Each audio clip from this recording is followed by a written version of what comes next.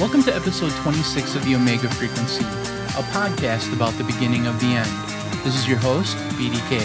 This week's episode features part one of a two-part interview with Sam Swanson from God's Property Radio. Join me as we talk about Kent Hovind, the legal system, the hidden meaning of words, the power of music, and why we must always stand for Yeshua and what we believe in.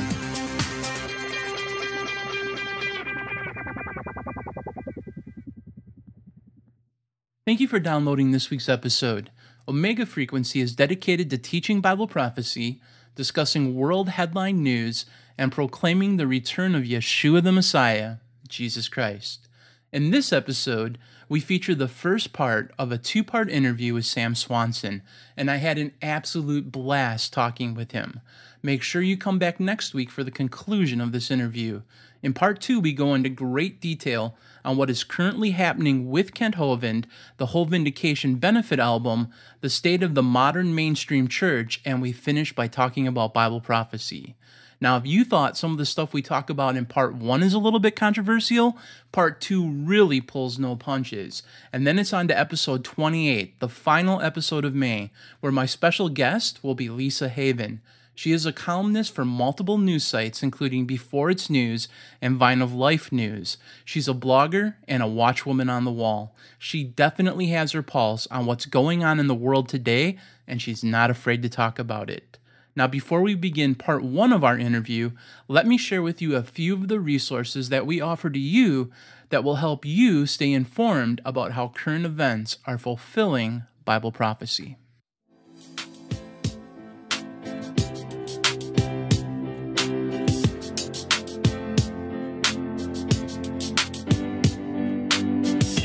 Now more than ever, it is important to be caught up on all the headlines that fulfill Bible prophecy.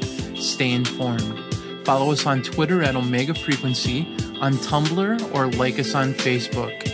You can find links to all of our social media accounts on the homepage of our website at omegafrequency.com. We search the web daily, posting the latest headlines for you in real time, updating our social media feeds every few minutes. This is part of our ministry to you. As believers in Yeshua the Messiah, we understand that no matter how dark the days may become, we don't have to be lost in confusion, for we are the children of light, and the day of His return does not have to catch us unaware, because we can know the signs of His coming.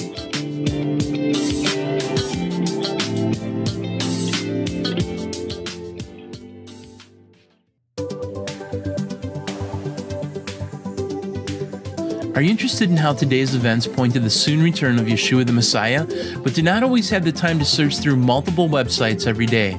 Omega Frequency, the Daily Signal, is an online newspaper where current events and Bible prophecy intersect.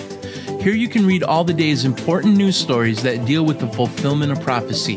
We have also included some stories, videos, and editorials that look at current events in Christianity. Each edition is published daily and is always free.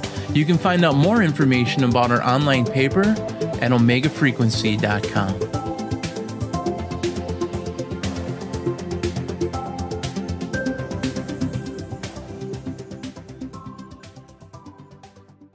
In episodes 22 and 23, I presented an interview with Archaeologic from the group Destiny Lab.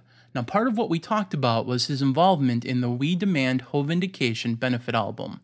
The proceeds of that album went to benefit Dr. Kent Hovind, a creation science teacher who many feel was unjustly jailed by our government. Now, it was in episode 23 that Ark mentioned Sam. Sam was the one who put the benefit album together, and Sam has also been a great supporter of Kent's cause. Now, I knew at that point I only had half of the whole vindication story, and I needed to interview Sam also.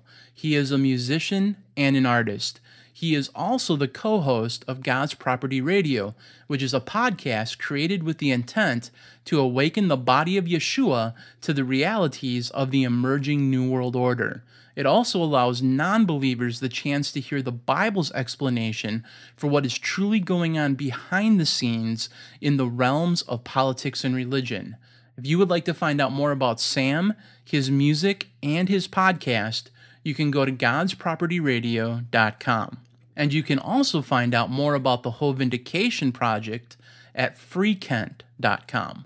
Now, without any further ado, here is part 1 of my interview with Sam Swanson. Welcome to Omega Frequency. Thank you for taking time to participate in this interview. How are you doing tonight? Great. Thanks for reaching out and for being interested in the Hope Vindication project and everything that we're doing. Most definitely. Now, for our listeners who may not be familiar with who you are and your testimony, could you share a little bit about yourself and how you came to saving faith in Yeshua? Absolutely. So, okay, I would expect that nobody's probably heard of me. I'm not really one to be I don't really like being in front of people speaking and all that kind of stuff, but I like being behind the scenes. But essentially, just walk you through my testimony briefly, because I gave a very detailed version on our website for the podcast that I run. But, in a nutshell here, I was raised in a Christian home, grew up in Chicago area, and started playing in bands and, after in high school and then after high school, and then really tried to pursue a career in music, and was a singer-songwriter in 3 different groups from Chicago, all different styles, made about 10 records, toured the country, pretty much went broke doing it, but it was definitely a passion. As I went down that road, many bands that I was friends with and acquainted with were blowing up at the time. This is back in the early 2000s, 2001 to 2011. That was the decade I was really doing it all. Like bands like Fall Out Boy and Plain White T's and Alkaline Trio and all these bands that are fairly big. The age of the emo band. Yeah, I was there at the Knights of Columbus Hall in Arlington Heights, watching Fall Out Boy as a 5-piece when, Patrick wasn't playing guitar and, they were really awful. And, but I mean, dude had a range. He was very whiny, but, it was just, everybody was just trying as hard as they could. And, it was actually really, really exciting what was going on. I feel, whether or not the music has lived on or not. It was definitely the emo pop punk, mesh going into screamo era. But so during all that, I was really trying at that, and as I was going at it, you realize that it's not really how good you are necessarily, it's who you know. I mean, I watched so many bands signed to independent labels, major labels. I watched really good friends of mine signed to actually Fall Out Boy's label. It was an imprint of Fueled by Ramen, and they ended up getting signed to a major after that. And it's interesting how bands, and once you kind of get a taste of that fame, you start to really forget where you came from. And so I was watching a lot of ego happen in this scene, and that was once small and sort of kind of from a humble beginnings. And I basically, I was kind of like the guy that was just never made it. But I think the Lord really didn't want me to. And as I went, what I was trying to say is that as I was learning all, more and more about music and getting better at my craft there, I started to go farther and farther and farther away from the Lord, because everybody that was doing that was touring and playing shows, I mean, we're in a very, very, how do you say it, like very anti-God world. I mean, we're constantly pushing away from God, and I was no exception to that rule, because I started to buy into, I think I was heavily influenced by stand-up comedians like David Cross, Patton Oswalt, stuff like that, and then coupled together with a vaguely, leftist doctrine of belief from the, liberal standings of all the art environment that I was into. Just all that stuff, I started to kind of accept things like evolution and just like, oh, well, this has got to be a fact. I mean, there's science backing this, So after, like I said, like 10 years of doing it, I decided to get married.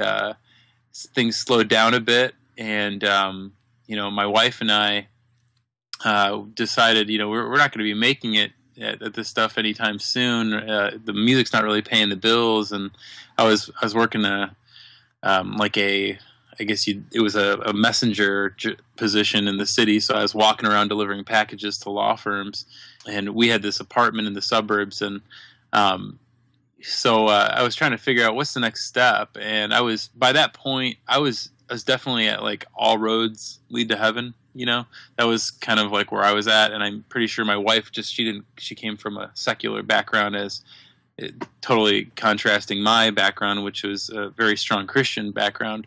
And I was in this group at the end there called Boom Juice. We were like these two white dudes from the suburbs of Chicago making beats, playing shows with a laptop and a keyboard. It was like way before any of that stuff got popular.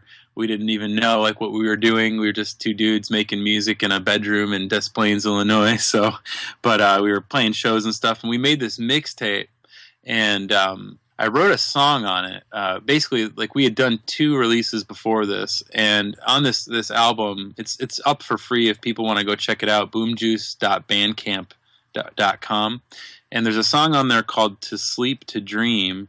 It was a song by this group called the Orange Factory, and what we did was we took all these beats by other artists, and we rearranged them structurally from a pop kind of orderly fashion, and wrote our own like lyrics and raps and stuff over these songs in mixtape format.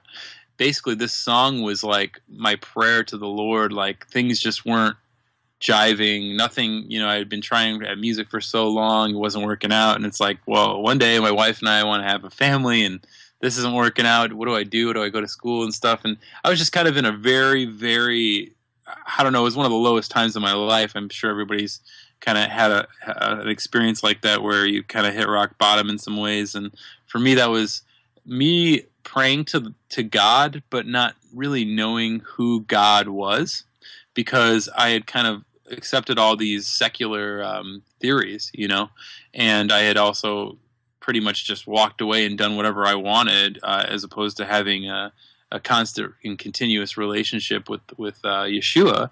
And so basically, in the song, I wish I had the lyrics for you, but I'm talking about how sorry, seems I'm set in every shallow phrase I state. Truth is, I am short of changing any time today.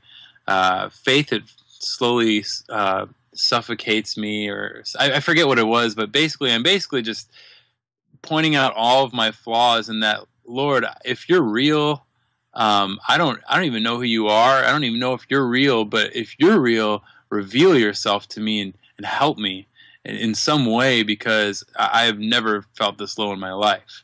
So basically, you prayed the most dangerous prayer to pray. I sang it. That's the thing. I sang it in the song, and I'll send you a link to it. You can check it out. Anyway, I sang it, which is, singing for me is like my way of praising the Lord now. But back then it was just a way to glorify myself for the most part.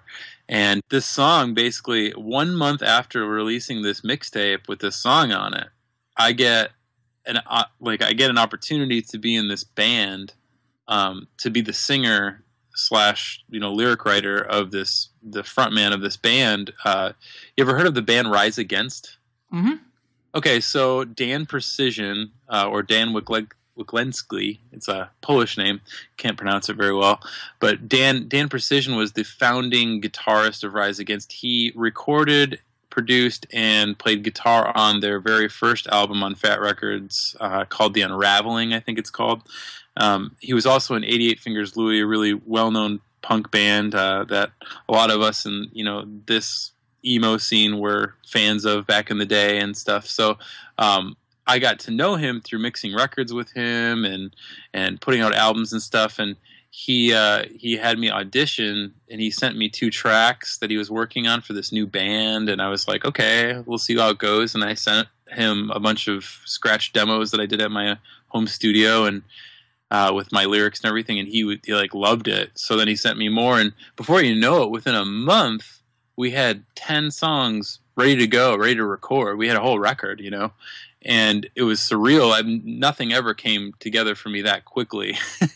And so we were getting ready, trying to find members to record this record, and this is where it really got crazy because we were basically gonna. Our plans were let's tour. Let's play 250 shows plus a year if we possibly can. He had a lot of ins at different indie labels and stuff, and I had some friends at some major labels, and so we were gonna like try to shop this record, like record a record. So then one day I'm at work and I got a call from my mom, and she says, your uncle called me. And I'm like, oh, my uncle. I've never actually met. I've met my uncle, but I've never known my uncle because he's lived in New York, pretty much my entire life for the most part.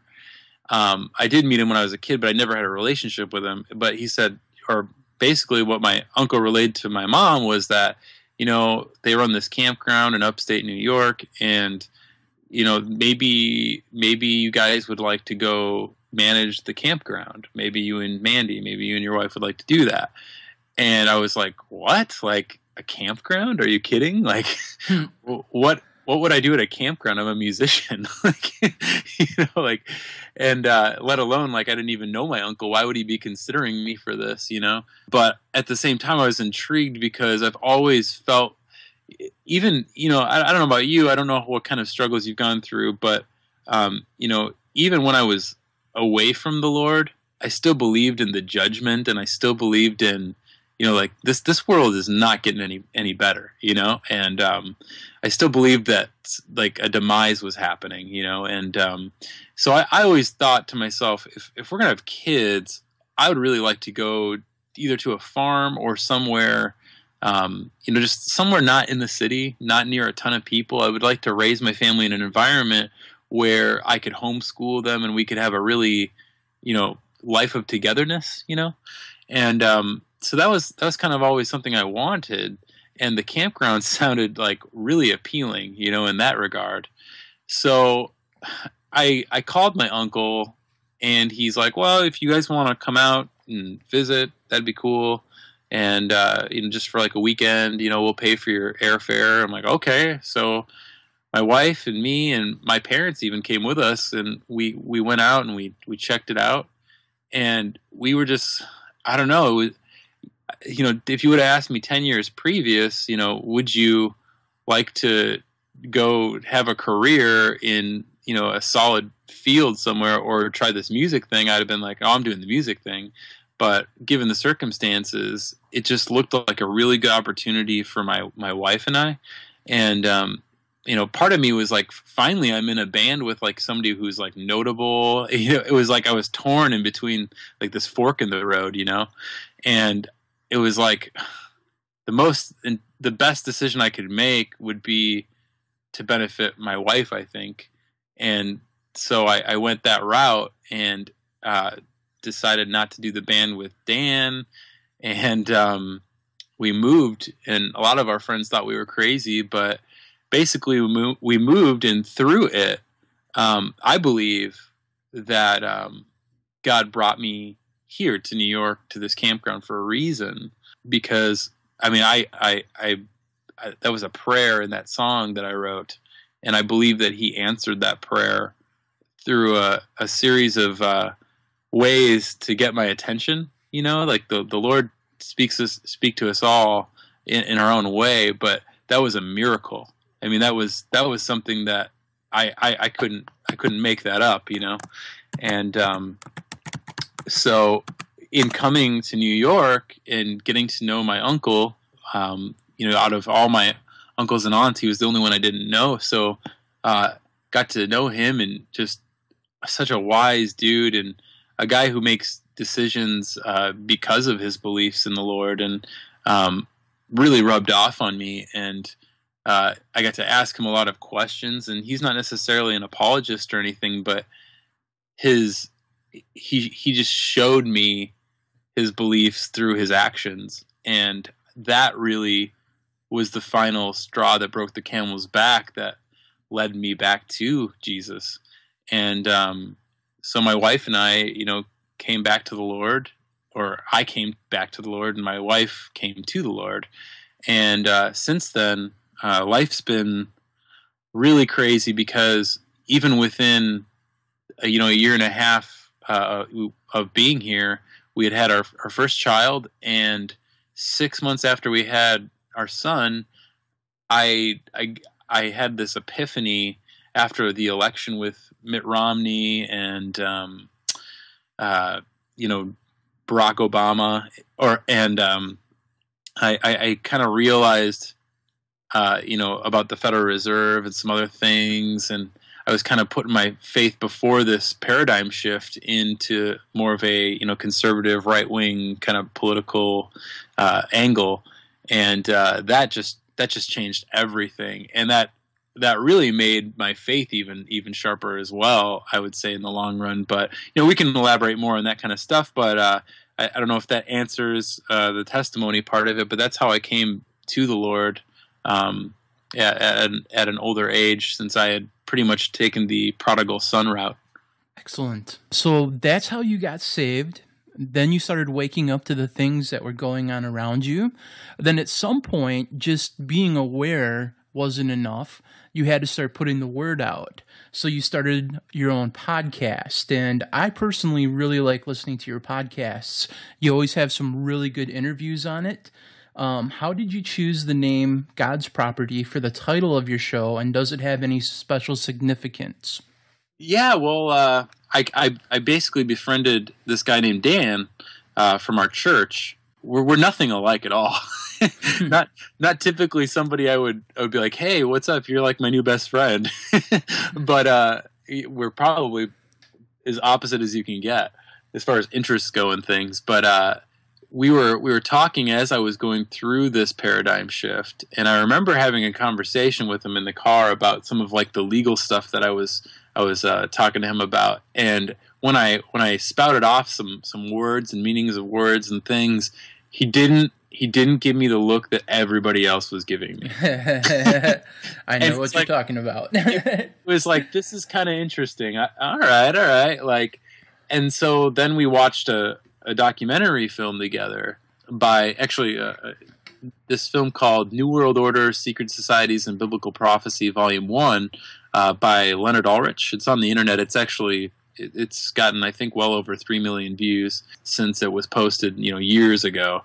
I mean, he's been working on it's a 4-part series. But anyway, we watched that film together, and he was really into it, and that was one of the huge factors in my awakening as well. And so he and I started to look at things just totally different. Like the Boston bombing, when that happened, like months after this, we were like, okay, what's really going on? and it was like, okay, I'm looking at video footage of 2 dudes walking with backpacks, and this is the evidence for them supposedly committing this atrocity, but behind them are all these people with backpacks. How are you going to hone in on just those two? And so I mean, and it was the other part of it was following like the media thing where I was listening during the Boston bombings to like the radio. I didn't. They never listened to the radio anymore because I stopped after I realized like the truths of all both parties. But during that, I specifically wanted to know what was going on, and I remember listening to a conservative Christian talk show host, or I think he is a Christian. He might not be, but he's on the same network that like Rush Limbaugh is on. I can't remember the guy's name. I think his name's Mike, but he was talking about the Boston bombing and how all of the Americans, like none of us said anything because these 2 backpacks were sitting. Like, since nobody said anything, then maybe we need to have some of our freedoms taken away. Maybe we need to have, I'm sorry, America, but maybe we need to have, cameras on every corner. Like, and this is the conservative, this is like the small government guy talking. And I was just like, wow, this is like Hegelian dialectic, like in your face, like this is what's really going on. Like they're trying to really clamp down on things now. And so, I'd call Dan. I remember the whole time I was like, we saw no evidence like during all these news broadcasts and radio things, and we were following other different like conspiratorial, channels of YouTube and articles and things. And it was like, man, like this is so insane, like, to even believe, like, the official story that gets put out. And so as our friendship developed and we started following some of these things, we said to ourselves, it'd be really cool, like, fun to like do a show about these things, because I don't hear any of my friends talking about this stuff, and the church isn't talking about it. And if this is real, then somebody needs to talk about it. So I basically emailed Leonard Ulrich, the guy who kind of got me into this whole thing, and he agreed to do an interview with Dan and I. And we weren't sure if we were going to do a podcast or not, but during that first interview, I had this notebook. Actually, I'm holding the notebook in my hand because I still haven't filled this thing up completely. It's a 5-subject notebook, but this is what I use to do all my note-taking on things. And I wrote God's property on the very front of it because, the whole, like, what's Caesar's and what's God's, that was really plaguing me. Like, if Caesar's trying to claim, BDK as his, well, we have a problem. Because you're God's. So that was really, really, really hitting me. And Dan and I had kind of a breakthrough with talking about, that verse reference and a bunch of other things. And we were watching a lot of Kent Hovind, a whole lot of Kent Hovind. Certainly this wouldn't exist without Kent Hovind or Leonard Ulrich. And so during the first interview, we're talking to Leonard Ulrich. We're like, hey, we're thinking about maybe doing this as a podcast, and whatever. And he's like, he said something about, the whole, we didn't bring up that verse about, Jesus, bringing that coin out, but like it came up just totally from his own, it was just the Lord, I can't tell you how many coincidences, quote unquote, have happened since I really wrote that song, a long time ago. But Leonard brought it up. He said, "Yeah, what's Caesar's and what's God's? And you are God's property." And so that was why, when he said that during that first broadcast, I looked at my notebook and I was like, yeah, if this is going to be a podcast, we're going to call it God's property. like this is, and what better thing to call it, because it's God's property. Like this isn't us. Like this isn't anything that we do is only because of Him. And so if we name it God's property, surely it will be blessed. And then to further drive that point across, we took a Roman coin for our logo. With instead of Caesar's face on it, we have a picture of Yeshua. So it's God's property. Nobody can question what we're talking about, at least from what point of view we're talking about it from. So that's how we came to it. One of the other things I really like about your podcast, like you said, is you talk about some controversial subjects and you don't shy away from discussing subjects that you don't really hear on your average typical podcast. Like you have no problem talking about the New World Order, transhumanism, UFOs, the Nephilim. You did a really great thing on Satanism and spiritual warfare. Kind of take us behind the scenes. How do you choose the topics that you're going to do? And how do you choose the guests that you want to interview? I'm one of those people that I just like a lot of variety. I mean, from a music perspective, like I go through phases with music. Like I love so many different types and styles of genres and subgenres of music that really it's hard for me to like just listen to the same album over and over and over, or same style over and over and over. There are obviously some styles that I don't like. I'm not a country fan, but for the most part, I like all other kinds of music. So that being said, I think that's part of my thing is like, I don't like to, when I make a record, for instance, with a band, I don't like to reinvent the wheel. I want to add something different to each record. Otherwise, I feel like if we're making the same record twice, then why am I making this? I mean, am I just trying to make money? like what's the point in doing the same thing twice? And so it's not to say that we won't cover things like the same subjects twice, but certainly my goal, as well as Dan's goal, has been to not get stale. We find that a lot of podcasts get stuck on just a few topics. It's very easy to talk about, but I want to say this: some podcasts that do talk about certain just the same three topics do it really well. So I don't want to discourage that either. But for Dan and I, our approach was we're nobody, we're not researchers. We want to learn everything we can about this. So let's cover every topic that we can think of. Like, what do you think Satan has his claws into? Well, let's tackle that one. Well, let's tackle this one. And so, early on, like in the very first episode, talking to Leonard Ulrich, we were talking at the very beginning, like even before we technically were supposed to start like broadcasting, but we ended up including it in there. We were talking at the very beginning of our first episode about how our wives weren't into this stuff so much as we were, and Leonard did a fantastic job at kind of pointing out that how men and women are obviously wired differently, but explaining that because we had said that they like talking about the food and health and the medical and stuff like that, and like of course they do. He said they're nurturers, they're moms. I mean that's how they're wired.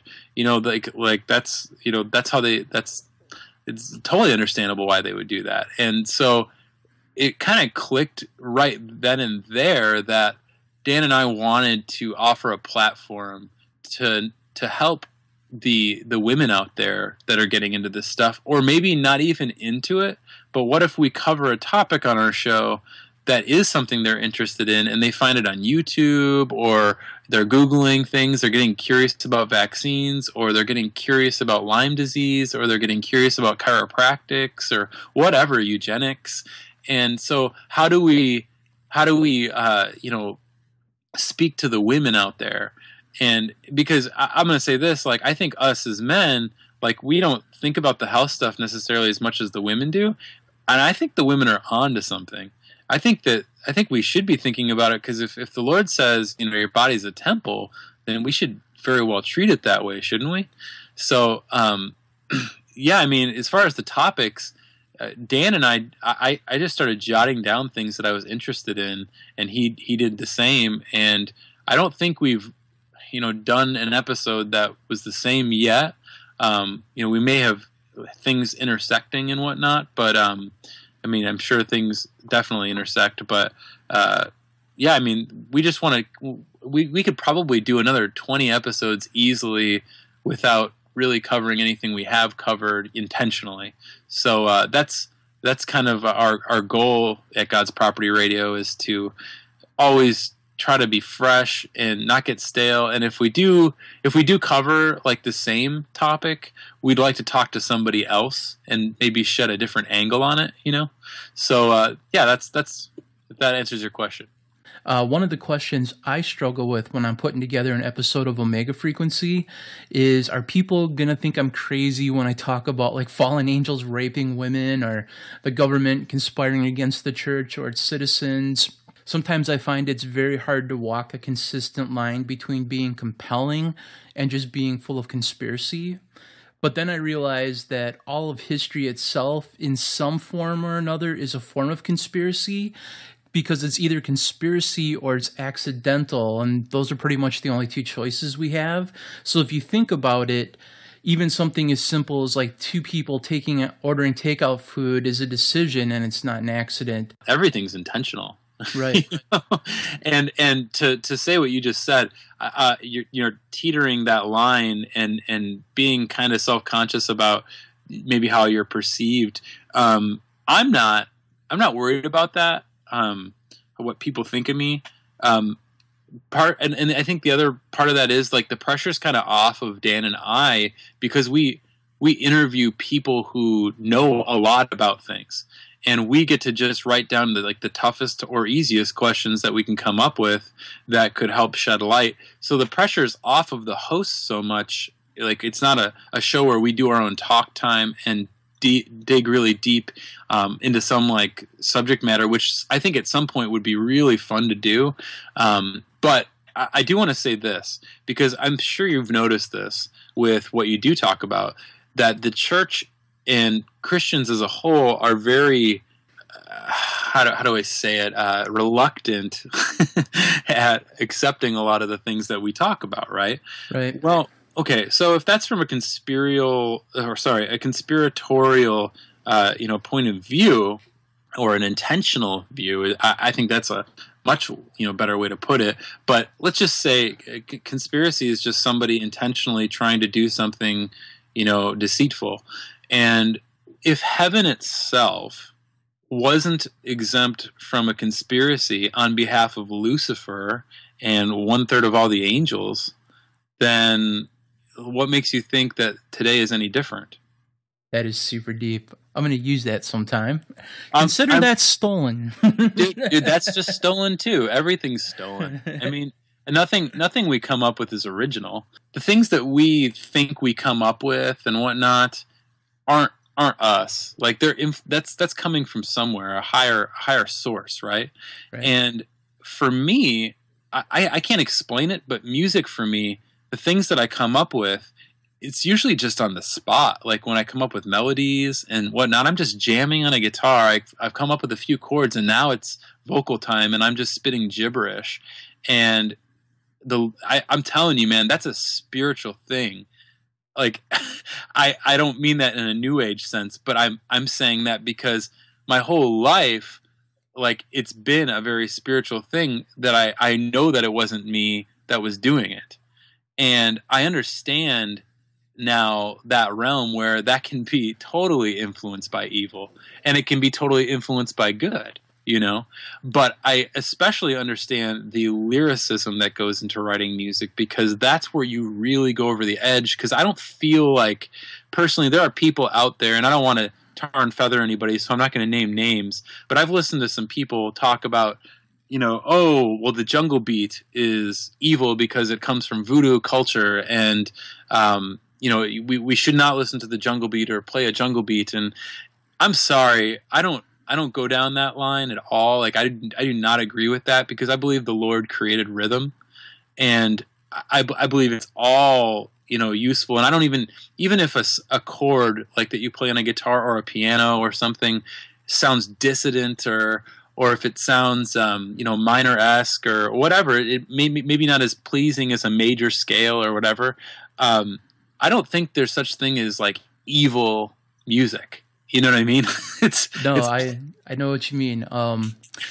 I used to hear the same thing.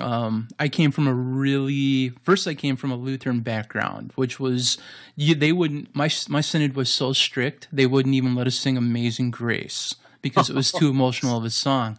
And then I went into like a holiness Pentecostal religion, who pretty much was like, yeah, you can't sing any modern type music, and all that stuff is evil. And my response was always, well, they said the same thing about Martin Luther. What should we sing? Well, let's sing "A Mighty Fortress Is Our God."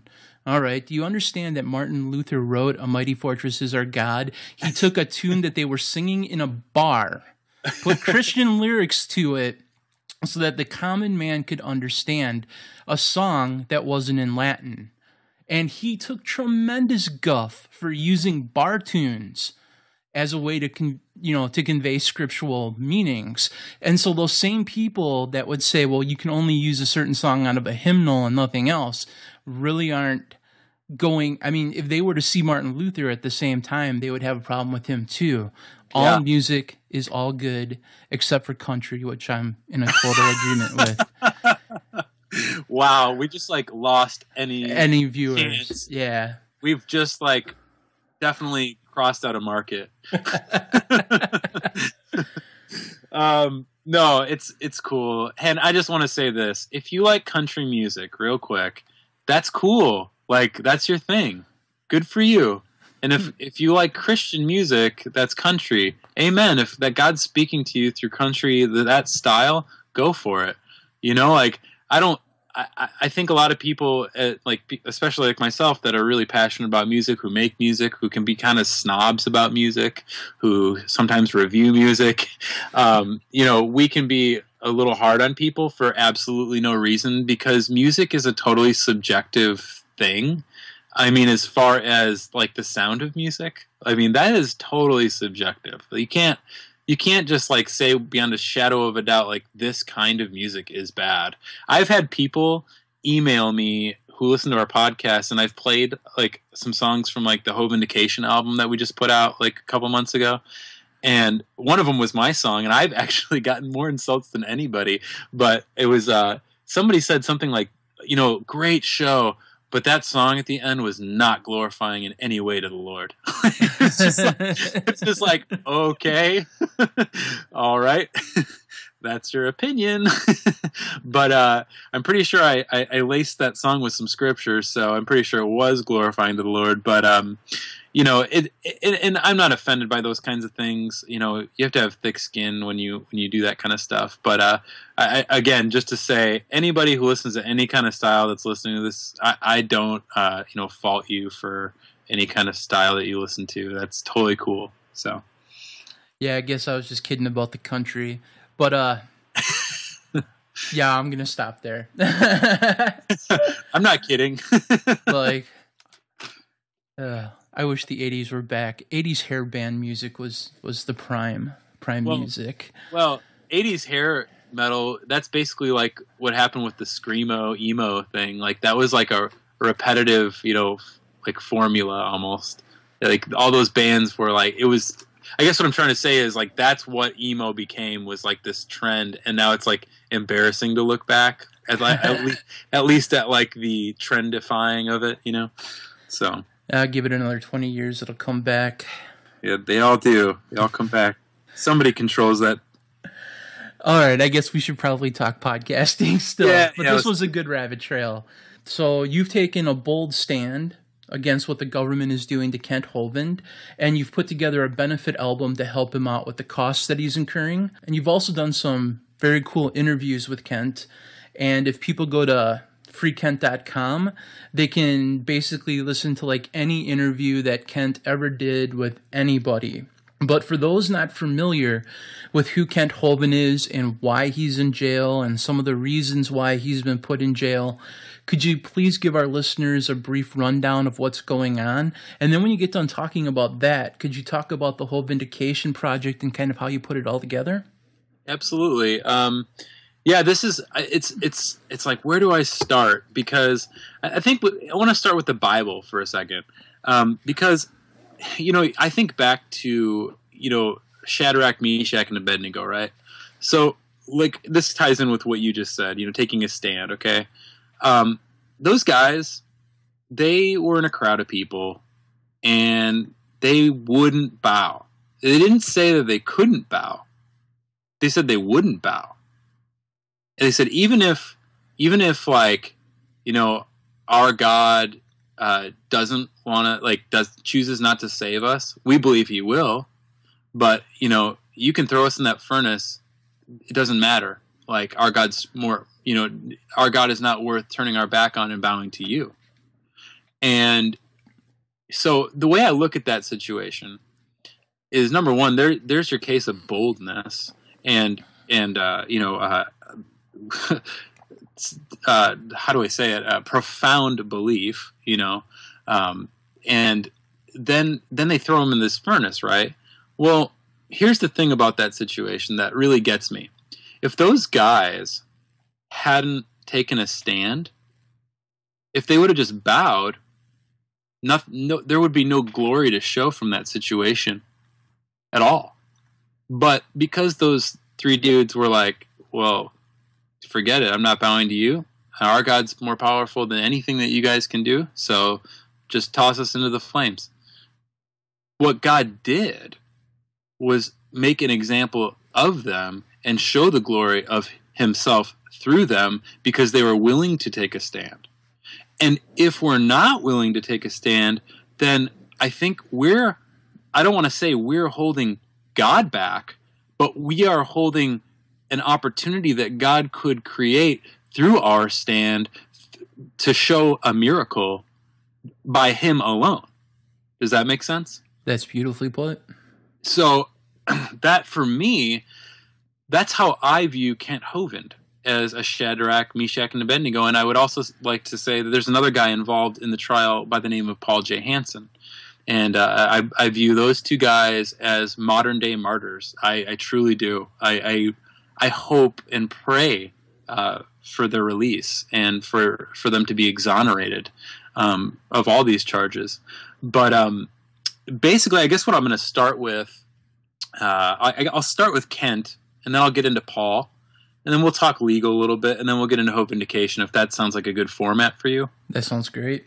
Okay, so as I rewind now back to my paradigm shift or awakening, whatever you want to call it, for those of you listening who have gone through the same thing, who know how mentally violent it can be to question everything, not just the world, but it also kind of puts you in an awkward position because as a believer, because your church isn't talking about any of these things. There's nobody to go to, and it's I believe it's set up that way to a degree. The structure of the church, the 501c3 thing, coupled together with the World Council of Churches and all of that kind of stuff, plays into it, as well as just the influence of the world on the church. But so that being said, I didn't have a safety net, so to speak, except for the Lord. But my relationship with the Lord, I was starting to question everything I was believing. Like, okay, well, if all these things are all a lie, like, why, what about all these, the things that I believe, like eschatologically. And so as I was kind of having a really hard time for, I would say, a couple weeks. It was really rough. I was starting to really question it to more than I ever had in my life, because I felt so strong about my faith. And so my dad, like on a whim, like he was just perusing YouTube one night, and he told me about this guy Kent Hovind. And this is only what 2012, I think, or 20. I think it was 2012 when this was happening. He's like, yeah, he talks about he debates like on evolution and stuff, but then he talks about all this stuff that you're getting into, and I'm like, oh, well, I gotta check him out. And he's like, yeah, he's in prison. I'm like, what? He's in prison? And so I had I had come across a bunch of things in my studies of this New World Order whole debacle, because it's quite a tangled web. I mean, there's so many facets to it that it's like unbelievable as you unpeel layers. Like, there's a reason why we keep calling it the rabbit hole. It goes deep and deep and deep. It just doesn't end. And so one thing I was checking into after realizing the truths of the Federal Reserve and all that stuff, I was getting into because of Leonard Ulrich's film. He had this scene. I don't know if BDK, have you seen Leonard Ulrich's first film? No, I have not, but I'm definitely checking it out. You should definitely watch it. It's 2.5 hours. I'd recommend anybody that's listening to check this movie out. Just go to YouTube, type in Leonard Ulrich, or type in New World Order Secret Society's Biblical Prophecy. At the end of the film, okay, he starts going into, after blowing your mind with document after document after video after document, with an incredible narration as like somebody who has a double, major in history and phenomenal researcher. He has this chapter kind of towards I would say this is probably like 3/4 into the film, getting towards the end. He starts to tie everything into prophecy.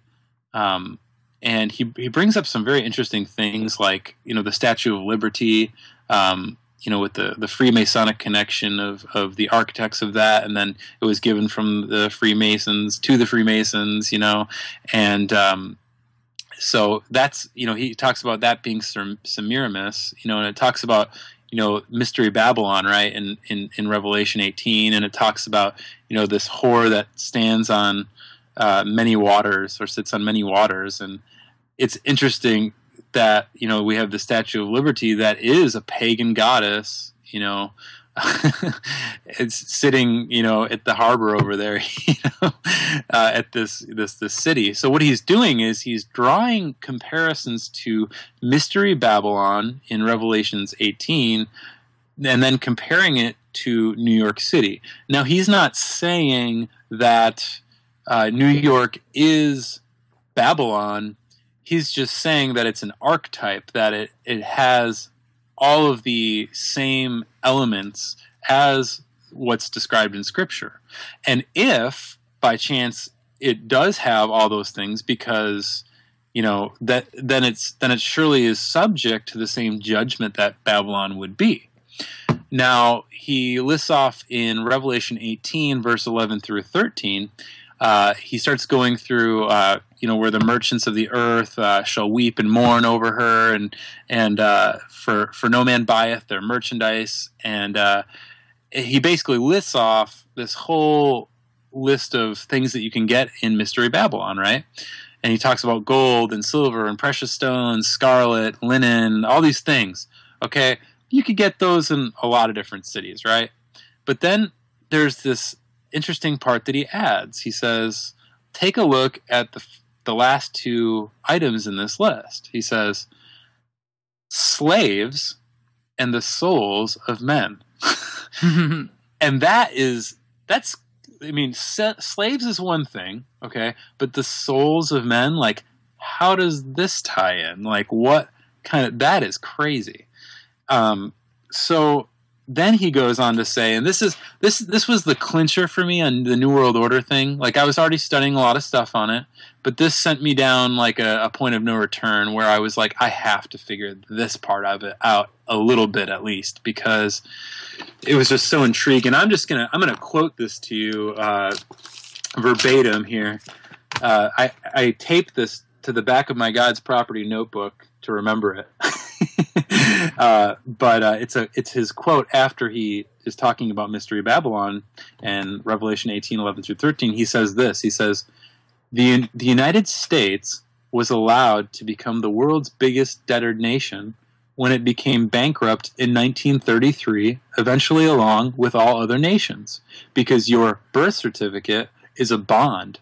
You are pledged as collateral on the debt of your nation.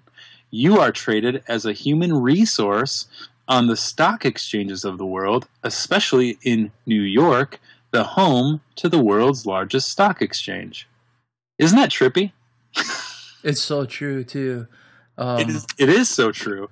So the reason I bring that up in conjunction with this whole Kent Hovind thing was because that was like the pivotal moment which sent me down the rabbit trail and really wanted to investigate the Kent Hovind thing, because then I came across things like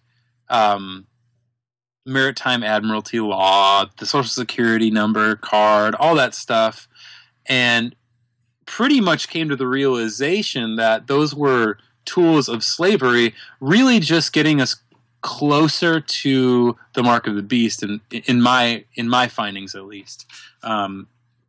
So as I checked out numerous different things, I listened to interview after interview. I remember this interview specifically with Leonard Ulrich talking about the meanings of words with Rob Skiba.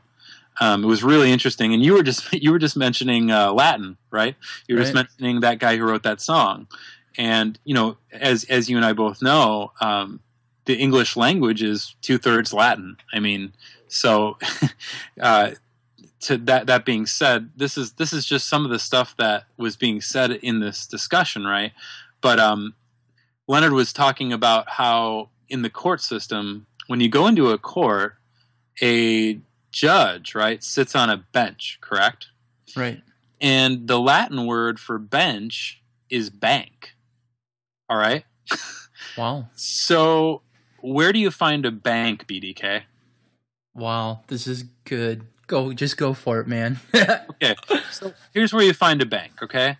On the sides of a river, right? Right. A river bank. It basically controls the flow, or I'm trying to think of how to put it, but it directs, that would be a better way of saying it. It directs the flow of the current, or the currency, right? Currency. Think about, what is currency? That symbolizes our energy. Well, the bank is pretty much what guides the energy, the flow of that energy, right? Right. And it also, what is a bank? It also guides all of the fiat currency, right? That's where we put all our money. So he was talking about bank, right? And so then I kept going down all this, the whole symbology thing's really interesting, like where it's like concealing and revealing, like in stone things, right in front of your very eyes. It's telling people that know something, something that you just think is, a nice piece of architecture, So that is also done with words. We just had a show with Dan Duvall. And Dan Duvall pointed some really interesting things about water and how water is this realm and spiritually and all that. And I thought it was really interesting. And I wish I would have thought about talking some of this with him. But basically, like, think about this. Every the currency represents our energy. When we're in the court brings us in and we get charged, right? Right. And when we get charged, they end up putting us in a cell. Wow. So we just went down this whole energetic, it's all right in front of us, right? Like, we've never thought about it, but think about all the links between energy and water and right there. Okay. So check this out. Here's a nice little parallel for you. When a ship comes from another country, let's say China, they bring a bunch of flat screen TVs into New York City, let's say, okay? So the ship is in its berth, right? And then the ship pulls up to the dock, and it has to get a certificate of manifest for each individual product that it sells on our, in our economy here. And so here's the nice parallel to that. When we are in our mother's birth canal, we're in water. We are then birthed, and we see the dock, and then the dock gives us a certificate because we are a tradable entity. Wow. So this is just the meanings of, this is just words. This is a small, I could go on and on and on about all these different hidden things that are in our languages and stuff like that. And then just the meanings of words, like in Black's Law Dictionary, that's a rabbit trail in itself. But so that being said, I just set a foundation here for going into Kent Hovind. Okay. So I'm studying all this stuff, right? And I'm learning, okay, Kent Hovind is in prison. Why is he in prison? My dad's like, I don't know, something to do with taxes or whatever. So the first thing I did was I went to Wikipedia, like most of us do. I'll admit it. It's a good place to just start. It's a horrible place to get factual information by any means, but sometimes there are links to things that you can find there to further yourself in going forward with your research. But one thing that was in it, and I believe it's still in it today if you were to go to Kent Hovind's Wikipedia page. And by the way, I just want to say on the side note of Wikipedia, I know that a lot of the Hovindication thing that's going on right now, we have a ton of people doing things. There are people trying to change that page, trying to make it factual, trying to take down things that are obviously just biased things that are making them look horrible. I mean, that page, if you were to read it right now and you didn't know who Kent Hovind was, you'd hate his guts. I mean, it's horrible. But I will say this, they've been trying to get things changed on it, like things that they are backing up. But here's the way that Wikipedia works, believe it or not. I didn't know this until maybe a week ago. And they're basically on a system of voting. So if you have more atheists voting against Kent Hovind, against this thing getting published, and it's, a lot more than these Christians that are backing everything up with documents, the atheists win on the majority alone in a democracy called Wikipedia. So it's so awful the way that Wikipedia does work, which again makes you question it altogether. Should I even go there? But I did go there, and one thing that I read was from a transcript from the original trial that Kent was faced with. And I'll just quote it to you here. It says, after being indicted, Hovind claimed incomprehension to the charges, telling the court, I still don't understand what I'm being charged for or who is charging me. Now, you have to understand, in conjunction with everything that I've been talking about so far, Kent Hovind rescinded his Social Security number back in the mid-'70s. Right. So he has been onto this forever. I mean, he ran his ministry as, you know, a soul, what was it? Like, I think it was called a soul trust, or I forget what it was, but it wasn't, you know, a 501c3. It didn't have any sort of, like, the government didn't have the jurisdiction over it because he ran it as like a pure church, the way that we were supposed to in the Bible. And anyway, that being said, he was onto all this stuff. He explained the straw man, the legal fiction, all this stuff in a lot of his presentations. And so when he said that he didn't understand the charges that he was, you know, being charged for, that sounds to the average Joe like he's mildly retarded, because you don't understand. You seriously don't understand, Kent. What he's saying doesn't have anything to do with actually, you know, comprehending what they're saying. He's saying that he doesn't stand under their authority. Because when you say you understand in a court of law, you have just given them jurisdiction over you and said that whatever you say, I stand under you. Like, you're their subject, right? Right. That's what that actually means. And so he knew that. So I just want to smash that one right there. Then the magistrate asked Hovind if he spoke English, to which Hovind responded to some degree. Davis replied that the government adequately explained the allegations and that the defendant understands the charges, whether you want to admit it or not. So they totally made a decision for him beyond his consent, you know. Then Hovind stated that he did not recognize the government's right to try him on tax fraud charges. Well, this is what really, because see, when I read the understand thing, I knew about understand, but I hadn't gone so deep on this like legal fiction stuff to understand recognize. So check this out, right? Black's Law Dictionary, 5th edition. It was only $20, okay? Totally worth your buy if you want to start understanding what the court is using against us and what kind of words you use in your every day-to-day English language that could be used against you. Okay. Recognize says to see recognizance, okay? So recognize basically is a form of recognizance. So here's the definition of recognizance. An obligation entered into before a court or magistrate duly authorized for that purpose, whereby the recognizer acknowledges that he will do some act required by law which is specified therein. So right there, you're contracting with the court. That's basically what recognize means. If they ask you if you recognize, then you say, yes, I contract with you. Yes, you have authority. Yes, I recognize your authority. That's basically what that is. And the way that we understand recognize is, do you get that? Do you understand that? Do you recollect that? I mean, those are some of the words or ways that we can put the way we think of recognize, but in all honesty, it's printed right in front of me in Black's Law Dictionary, which is what these lawyers and judges, you know, use on us in a court of law. So Kent knew that, and that was as I was starting to study all this stuff, I was like, this dude knows what's up.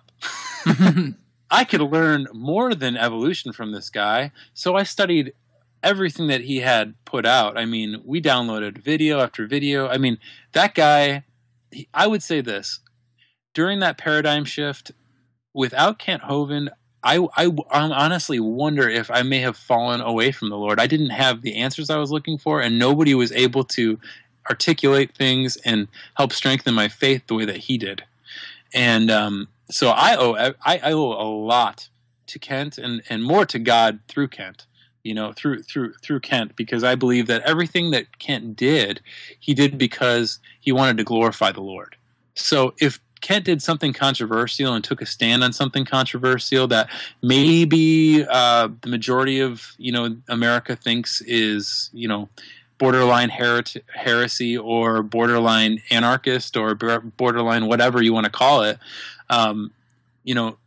he might have been right. Because a lot of us are sleeping. So that being said, I studied all that stuff, and Dan and I, we got into just studying his case and what exactly is going on with him. He's supposed to get out in 2020. He was actually supposed to get out this year, 2015. He was supposed to get out in February. Okay, he should be out right now. He was serving a 10-year sentence, and he was, because of good behavior, like I think he was at like an 8-year sentence or something like that. But they moved him like 23 times or something like that. I mean, that's unheard of in the prison system. And that's scary because statistically, every time you're moved to a new prison, the chance of you getting shanked goes up. Oh, yeah. Huge. Fresh. Yeah. And you got to wonder if that was kind of what the government was thinking. Gotta wonder, don't you? Yeah. Scratching my head on that one. But the beautiful thing about all this, BDK, is that God is more powerful. Just Amen. Like Shadrach, Meshach, and Abednego, Kent is in the furnace, right? And he is just showing the glory of the Lord. He's showing that a miracle can be done. Number one, Kent's still alive, okay? Number two, Kent has led over 700 men to Christ in prison. Amen. I mean, I don't know if I've ever led anybody specifically to Christ myself in person. Like, I don't think I have ever. And this guy's led people in prison. Like the last place you'd probably feel motivated to lead people to prison, right? Like, you probably like get down on your luck and, like maybe get disheartened at like how, the prison system is. I mean, it's a very ruthless system. And I'm not even just talking about the people that are in there. I'm talking about the guards. I'm talking about the way that system functions. I don't even know that that's a very biblical model. I would actually argue that it's not. I think if you were to ask Kent, if you were to ask anybody if they'd rather have a life sentence or just, give me the electric chair, I'd probably take the electric chair. I don't be locked up for the rest of my life being heavily fluoridated and fed, cafeteria food. Like, no, thank you. Like, I know where I'm going. Just put me in the electric chair. Well, that's the thing about biblical law, but that people don't understand. People will say, oh, God was this crazy genocidal murderer, but he was using people and these kings as a government agency. And the death penalty was like if you rape someone, if you kidnap someone, and it seemed like some of the very small things would get you killed.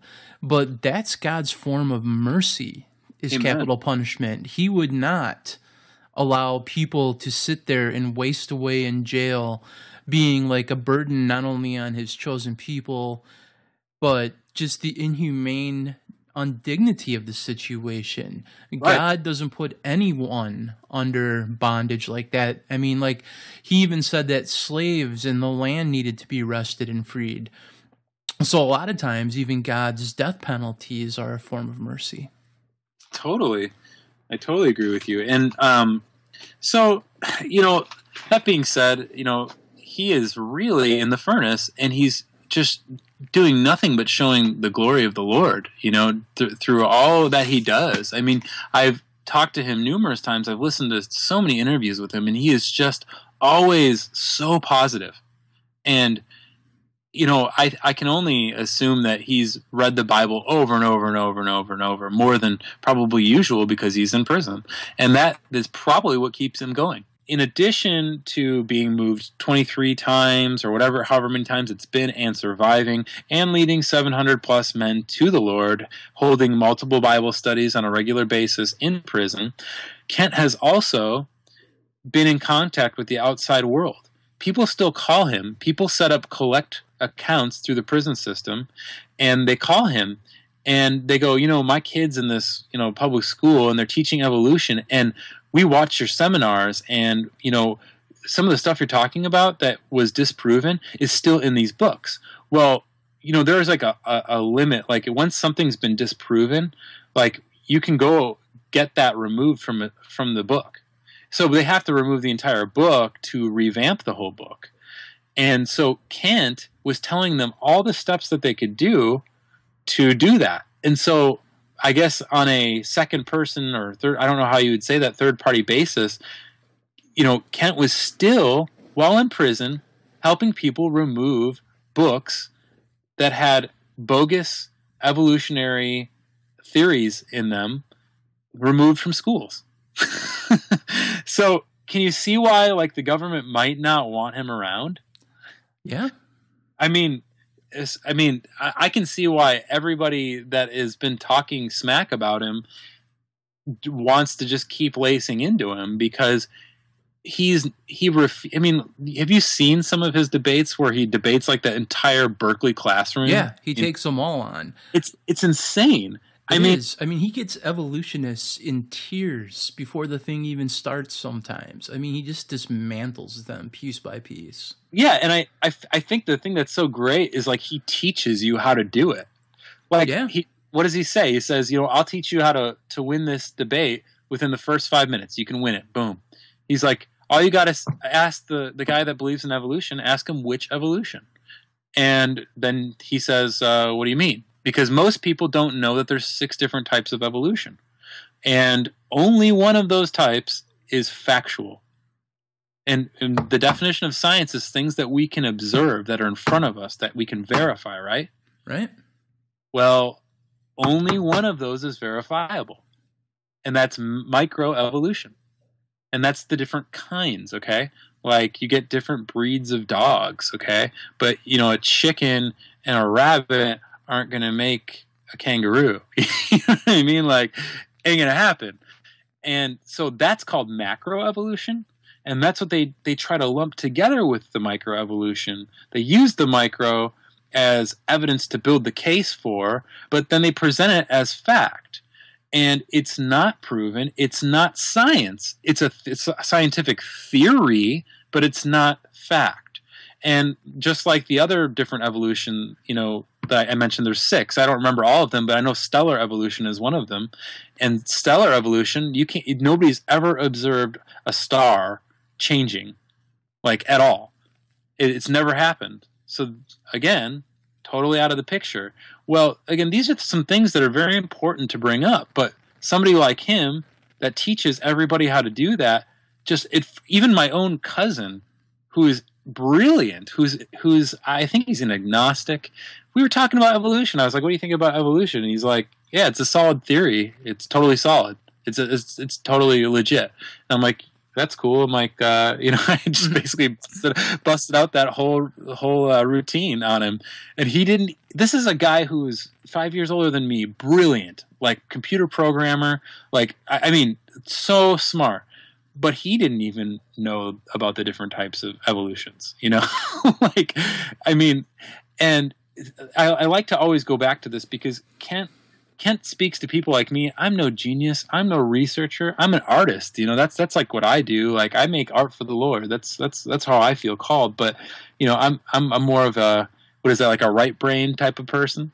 And my cousin's a total left brain. And here's the thing. Kent lays it out like this. And I love that he puts it there for people like me that are just, average.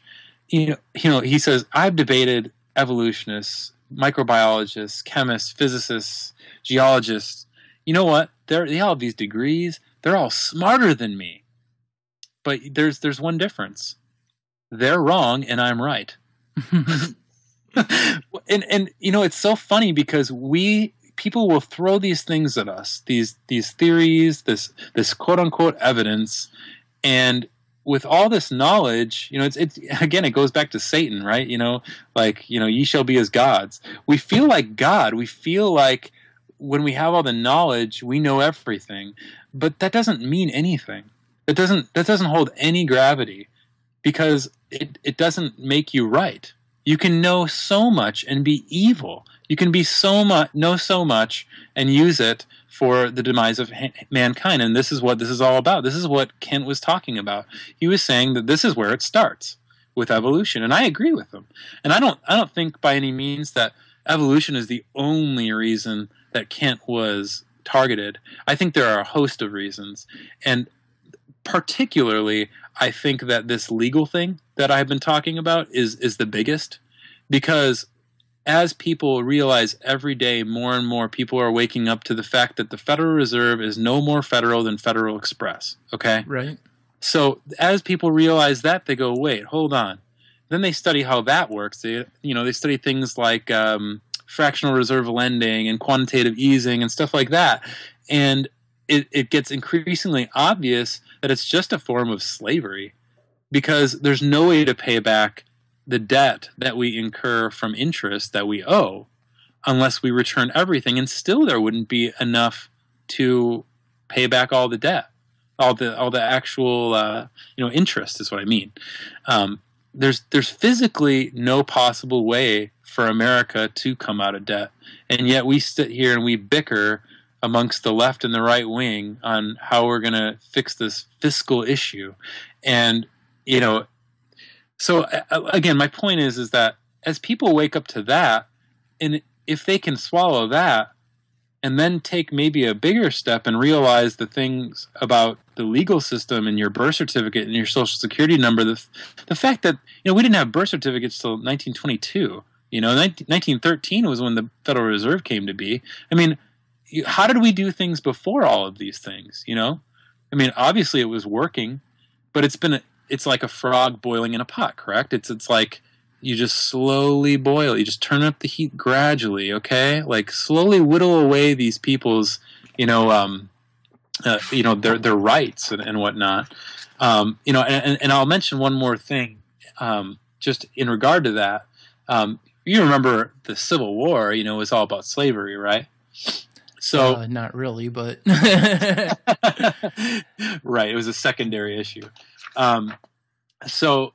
What came out of the Civil War was the 13th, 14th, and 15th Amendment, correct? Correct. And it says in the 13th Amendment that neither slavery nor involuntary servitude, except as punishment for crime whereof the party shall have been duly convicted, shall exist within the United States, or any place subject to their jurisdiction. Isn't that interesting? So slavery can't exist, and involuntary servitude can't exist. But they didn't say anything about voluntary servitude, right? Right. Because absolute freedom would be to, be able to, put yourself into slavery if you really wanted to, some sort of servitude. Well, what they do is, in the 14th Amendment, at the very beginning, they say all persons born or naturalized in the United States and subject to the jurisdiction thereof are citizens of the United States and the state wherein they reside. That's interesting too, because there's now we get into words, okay? So the United States, that's an interesting one, because the United States is a corporation. They didn't say anything about America there. They just said, the United States. Then they talk about all persons. So person, I don't know if you're aware of corporate personhood. I'm sure you've come across it. Everybody, if you haven't heard of corporate personhood, go look that up. I mean, that was where they created, corporations basically with the same rights as a person. They gave it personhood. All corporations have personhood, so they're treated as persons. Well, so by default, then person has a double meaning. Now, if I'm a person, if I'm a noun, if I'm a person, place, or thing, then that definition of person could be applied to a corporation. And how would I be a corporation? I can't really be a corporation, but fictionally, in a legal system where they create a name for me on my birth certificate, they take my wet, inked up footprint to stamp it as the signature on this birth certificate, and then give me a number for my social security card. that could be a tradable entity, also known as a corporation or a person. And so that's what we're talking about, and that's what Kent was talking about, and that's why Kent got rid of that. And I think as people awaken to these things, they're going to come across things like this, and they're not going to be able to turn away anymore. That ends the first part of our interview. Please join me next week for the second and final part. I want to thank Sam for taking the time to participate in this interview. You can listen to his podcast by going to godspropertyradio.com, and you can find out more about the We Demand Whole Vindication Project at freekent.com. You will also find links to those two sites in the show notes, along with links to some of the music that Sam referenced in this interview. I've also put up a link to the documentary that he referenced, which is entitled NWO, Secret Societies and Biblical Prophecy, Volume 1, by Leonard Ulrich. Now, before I conclude this episode, let me remind our listeners that they need to keep praying for Dr. Hovind. It looks like word just came in that the prosecution is recommending that they drop 3 of the 4 remaining charges against him, leaving just the final count of contempt of court remaining. He is not completely out of the woods yet, so please keep praying. But we could finally be getting close to seeing some real, true Whole Vindication. As always, thank you for downloading this week's episode. May Yahweh bless thee and keep thee.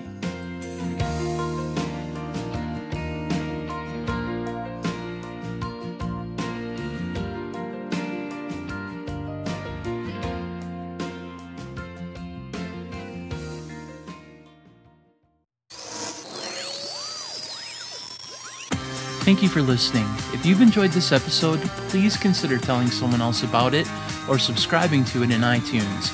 New episodes air every Sunday. Our podcast archives, show notes, and links to all of our social media accounts are available at omegafrequency.com. Until next time, this is BDK reminding you not to fear the future, because we know that in the end, Yeshua wins.